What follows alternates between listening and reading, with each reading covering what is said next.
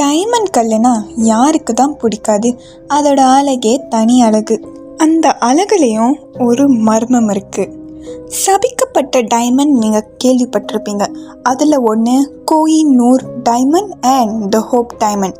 இதெல்லாம் one of the most cursed diamonds in the world.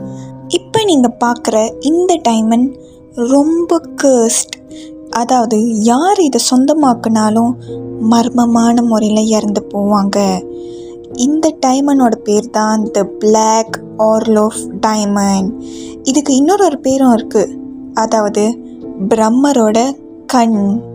எல்லா சபிக்கப்பட்ட டைமண்டுக்கு பின்னாடியும் ஒரு கதை இருக்கிற மாதிரி இந்த டைமண்டுக்கும் ஒரு கதை இருக்குது. இந்த கதை 100 வருஷத்துக்கு முன்னாடி இந்தியாவில் நடந்திருக்கு. ஒரு பெரிய பிளாக் டைமண்ட், அதாவது பிரம்மரோட கண்ணாக யூஸ் பண்ணியிருக்காங்க. அது பிரம்மரோட கண்ணுன்னே எல்லோரும் நம்பியிருக்காங்க, ஏன்னா அது அவ்வளோ புனிதமானது. ஒரு நாள் யாரோ அந்த டைமண்டை திருடிட்டு போயிட்டாங்க. அன்னிலேருந்து எல்லாரும் நம்புகிறாங்க அந்த டைமண்ட் சபிக்கப்பட்டிருக்குன்னு. ஏன்னா தெய்வத்துக்கிட்ட இருந்து எதையுமே நம்ம திருடக்கூடாது. இந்த டைமண்ட் திருடப்பட்டதுலேருந்து நிறைய தப்பான விஷயம் நடக்க ஆரம்பிச்சிருக்கு.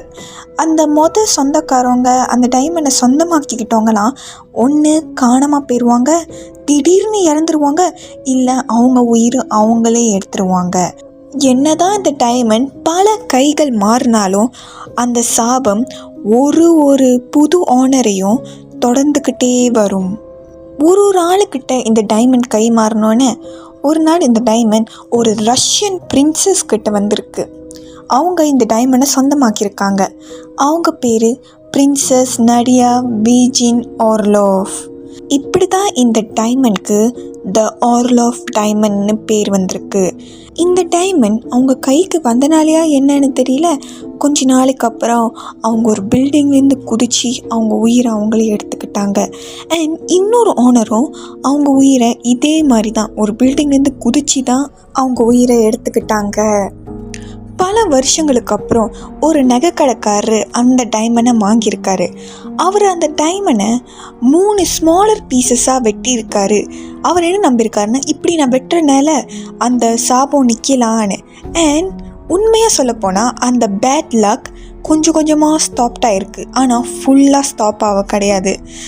ஒரு சில கலெக்டர்ஸ்லாம் ஸ்டில் நம்புகிறாங்க அந்த பிளாக் ஆர்லோஃப் டைமண்ட் ஸ்டில் அதுக்குள்ளே டார்க் எனர்ஜி இருக்குது. யார் அது தொட்டாலும் அவங்களுக்கு ஏதாவது ஒரு தப்பான விஷயம் நடக்க வாய்ப்பு இருக்குன்னு. இன்னைக்கு வரைக்கும் இந்த டைமண்ட் ஸ்டில் இருக்குது. இந்த டைமண்ட் 67 கேரட்ஸ். இதோட கலர் மிட் நைட் டார்க்கில் இருக்கும். இந்த டைமண்ட் இப்போ பப்ளிக்லேருந்து சேஃபாக எடுத்து வச்சுருக்காங்க. சில பேர் என்ன நம்புகிறாங்கன்னா அந்த சாபம் போயிருச்சின்னு, ஆனால் சில பேர் என்ன நம்புகிறாங்கன்னா அது அடுத்த ஓனருக்காக காத்துக்கிட்டு இருக்குன்னு. ஸோ நீங்கள் என்ன நினைக்கிறீங்க? இந்த டைமண்டை நீங்கள் தொட்டு பார்ப்பீங்களா? இதுதான் இந்த வீடியோ. பிடிச்சிருந்தா லைக் பண்ணுங்கள், காமெண்ட் பண்ணுங்கள். அடுத்த வீடியோவோடு நான் வரேன். தேங்க்யூ. பாய் பாய்.